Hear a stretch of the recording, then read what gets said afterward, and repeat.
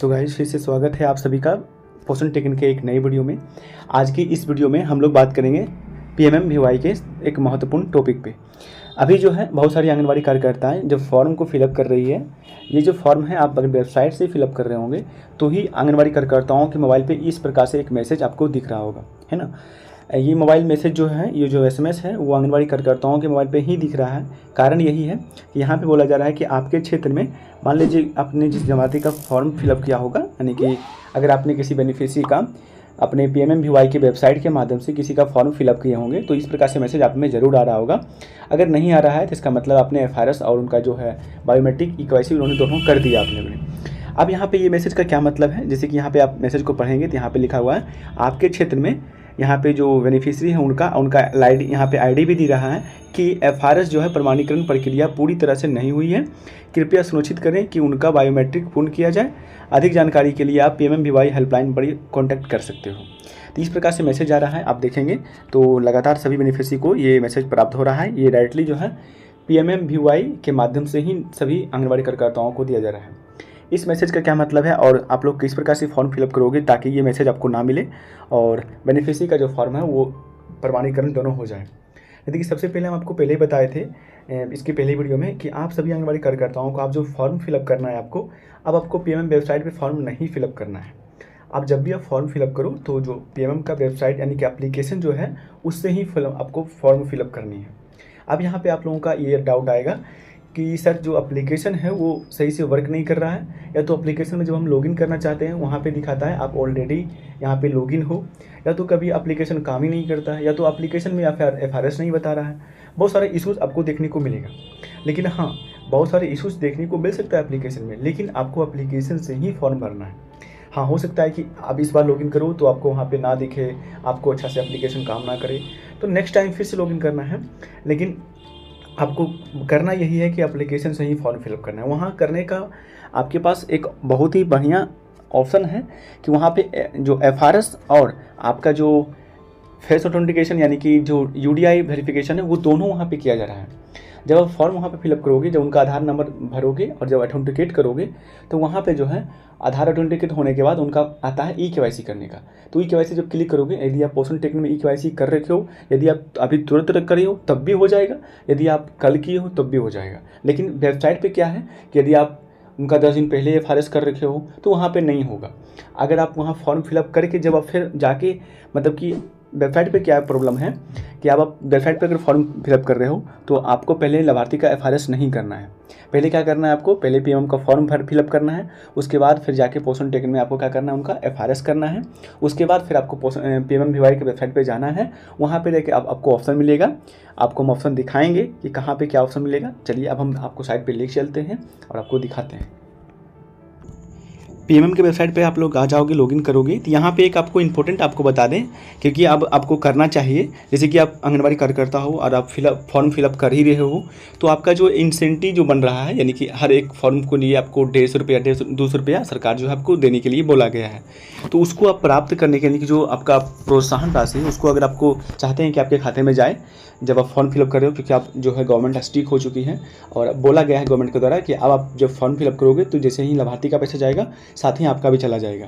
तो इसके लिए आपको सिर्फ एक काम करना है, यहाँ पे एक ऑप्शन मिलता है रिपोर्ट WCD, यहाँ पे क्लिक करोगे, यहाँ पे थोड़ा सा आओगे, यहाँ पे आपको मिलता है FF या इसमें आपको लिखा है AWW या तो लिखा आशा आधार, यहाँ पे क्लिक करोगे आप और यहाँ पे आपका नाम दिखेगा, आपका जो आंगनबाड़ी का नाम है वो दिखेगा।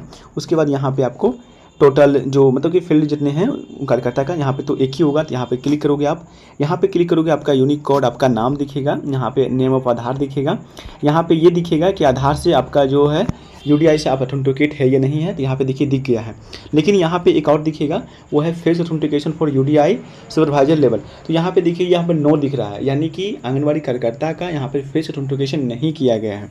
तो ये आप ज़रूर करवा लीजिएगा। ये किन से करवाइएगा, तो आप अपने LS यानी कि लेडीज सुपरवाइजर जो आपके हैं वो जो है वो आपको एफआरएस कर देंगे। उनको बोलिएगा कि हमारा एफआरएस नहीं हुआ है पीएमएमवीवाई के वेबसाइट पे, ठीक है। यहाँ पे एफआरएस किसका होना है, आंगनबाड़ी कार्यकर्ता का। तो यहाँ पे जो है आप आंगनबाड़ी कार्यकर्ता हो तो अपने LS के पास जाएं, वहाँ पे आप जाके बोलेंगे कि हमारा जो है पीएमएमवीवाई पे एफआरएस नहीं हुआ है सर, आप इस स्क्रीनशॉट को भी शेयर कर सकते हो और उनको बोलेंगे कि हमारा FRS कर दीजिए, ताकि जो आपका पेमेंट है वो भी DBT के माध्यम से डायरेक्टली आपको जा सके। क्योंकि जिस प्रकार से बेनिफिशियरी का नहीं जा रहा है FRS बिना किए, उस प्रकार से आपका भी नहीं जाएगा बिना FRS किए हो। तो ये इंसेंटिव तभी जाएगा जब FRS आप कर लोगे। जब कर लोगे FRS उनके डन हो जाएगा, तो यहाँ पे 24 आवर्स के बाद या तो 40 आवर्स के बाद आपका यहाँ पे जो है यस हो जाएगा। ठीक है, तो ये आप ज़रूर कर लीजिएगा ताकि आपका इंसेंटिव जो है वो बन सके। चलिए हम चलते हैं डाटा एंट्री वाले ऑप्शन पे, क्योंकि हमें जो है बेनिफिशियरी का फॉर्म फिलअप के लिए यहाँ पे जानना है। डाटा एंट्री पे क्लिक करोगे तो यहाँ पे जैसे कि आपको बताया कि अभी आप फॉर्म यहाँ से फिलअप कर रहे होगे यहाँ से, तो यहाँ पे फिलअप नहीं करना है, क्योंकि यहाँ पे देखिए सिर्फ फेस ऑथेंटिकेशन का ऑप्शन दिया गया है, लेकिन फेस UDI का ऑप्शन यहाँ पे नहीं दिया गया। लेकिन एप्लीकेशन में जो है फेस UDI का ऑप्शन दिया गया है, तो वहाँ से आप क्या करते हैं, फेस को UDI वेरिफिकेशन भी कर लेते हैं। तो इसलिए वहाँ से करने से थोड़ा सा फ़ायदा है। अभी आपको यहाँ से फिलअप नहीं करना है, ये ध्यान रहे आपको। उसके बाद हम चलते हैं कि हमें जो बेनिफिशियरी जिसका मतलब कि फिलअप हम कर रहे हैं, जैसे मान लीजिए आपको फिलअप यहाँ से ही करना है, तो आप उनका FRS जो है पोषण टेकन पे पहले ना करें। ठीक है, पहले यहाँ फॉर्म फिलअप कर लें, उसके बाद जाके पोषण टेकन में लाभार्थी को FRS कर सकते हो आप। ठीक है, यदि आप कर रखे हो तो कोई दिक्कत नहीं है, फिर आप जाके एप्लीकेशन से ही आप लोग उनका फेस ऑथेंटिकेशन कर दीजिए तो हो जाएगा। फिर आप लोग क्या कीजिएगा, जैसे कि कोई बहुत सारे बेनिफिशियरी आपका पेंडिंग में होगा या तो आपके पास इस प्रकार से मैसेज आ रहा होगा कि आपका FRS नहीं हुआ है, तो आप क्या कीजिएगा, यहाँ पे डाटा एंट्री पर ऑप्शन पे क्लिक कीजिएगा। यहाँ पे बहुत सारे ऑप्शन ऐड किए गए नई अपडेट में। यहाँ पे एक ऑप्शन आपको मिलेगा due list for potential beneficiary from पोषण ट्रैकर। यहाँ पे जो ऑप्शन मिल रहा है 3rd नंबर पे, इस पर क्लिक कर दोगे आप लोग, तो यहाँ पे आपको वो सारे बेनिफिशियरी आपको देखने को मिलेगा जिनका पोषण टेकन में FRS कर रखा है, जिनका फॉर्म आप फिलअप करना चाहते हो। ओके, तो यहाँ पे आप उनका कर सकते हो, यहाँ से भी रजिस्टर्ड पे क्लिक करके आप कर सकते हो। ठीक है, तो ये रहा आपका फॉर्म फिलअप करने के लिए एक सजेशन। दूसरा है, इसी डाटा एंट्री पे क्लिक करोगे, यहाँ पे एक और ऑप्शन है चेक फेस ऑथेंटिकेशन फॉर पोषण tracker pre registered for beneficiary, यानी कि वैसे बेनिफिशियरी जिनका आप लोगों ने रजिस्टर्ड कर दिया है लेकिन उनका जो FRS नहीं कर रखा था आपने, जैसे कि आपको वो मैसेज प्राप्त हुआ होगा, तो यहाँ पे आपको 4th वाले सेशन पे आना है और इनका आपको चेक करना है। यहाँ पे देखिए अगर आप में मैसेज आया होगा तो इस लिस्ट में उस बेनिफिशियरी का नाम भी आपको शो कर जाएगा। ओके, मेरे में ऐसा मैसेज नहीं आया, वो मैसेज हमारे जो है कोई और कार्यकर्ता हमें सेंड की थी तो वो हमें दिखा रहा था आपको। ठीक है, लेकिन मेरे में मैसेज नहीं आया, इसलिए मेरे में यहाँ पे कोई बेनिफिशियरी यहाँ पे पेंडिंग में नहीं है। ठीक है, लेकिन आप कोशिश करेंगे कि इस प्रकार से FRS उनका कर लीजिएगा, तो आपका जो पेमेंट है यहाँ से उनका बेनिफिशियरी का लिस्ट का नाम लिखा जाएगा उनका पूरा। यहाँ पे देखिए क्या क्या ऑप्शन मिलेगा आपको, एक मिलेगा प्री रजिस्टर्ड बेनिफिशियरी का ID मिल जाएगा, आंगनबाड़ी का यहाँ पे नाम मिलेगा आपको, रजिस्टर्ड डेट मिलेगा, यहाँ पर एक्शन का ऑप्शन मिलेगा। एक्शन में क्या मिलेगा, तो यहाँ पे आप यस कर सकते हैं या तो नो कर सकते हैं, ये आपको 2 ऑप्शन देखने को मिल सकता है। ओके, तो यहाँ से आप कर दोगे, यहाँ पे यस उनका हमने कर रखा है तो वो फिर 24 घंटे के लिए फिर चला जाएगा, वहाँ पे पोषण टेकन से मर्ज है तो वहाँ पे फिर वेरीफाई करेगा कि हाँ वास्तव में पोषण टेकन में आपने इनका कर रखा है, तो फिर ये जो पेंडिंग वाला सेशन है वो खत्म हो जाएगा और आप पर मैसेज मिल जाएगा कि आपने इनका बायोमेट्रिक जो है सक्सेसफुल कर लिया है। तो इस तरह से आप लोग जो है PMMVY पे जो इश्यूज़ है इसको सॉल्व कर सकते हो।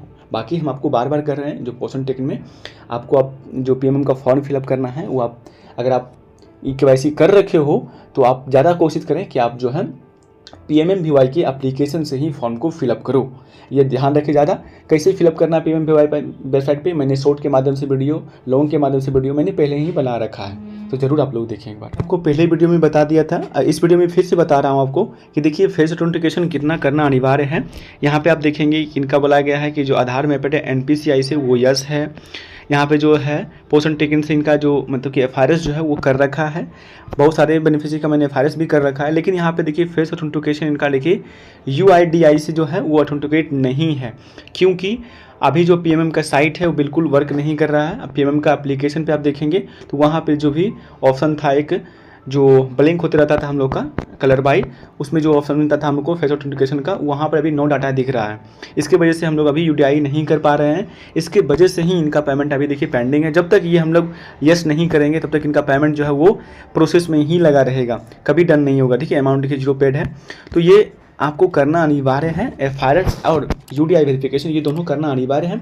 इसीलिए बार बार आपको हम बोल रहे हैं कि आप जब फॉर्म जो है वो PMM के वेबसाइट से फिलअप करोगे तो आपको इस तरह से समस्याएं नहीं देखने को मिलेगा, क्योंकि वहाँ पे साइट पर भी वहाँ पे UDI करने का भी ऑप्शन नहीं आ रहा है, और फिर हम लोग कैसे करेंगे, तो फिर दिक्कत हो जाएगा। फालतू का फॉर्म फिलअप करने से फ़ायदा है कि आप लोग एक दिन में एक ही फॉर्म फिलअप करो, क्योंकि एक ही को तो भरने का ऑप्शन ही है, लेकिन आप लोग एप्लीकेशन से भरो। बार बार मेरा कहना यही मतलब है। ठीक है, बाकी आप लोग समझ गए होंगे। मिलते हैं फिर एक नई वीडियो में।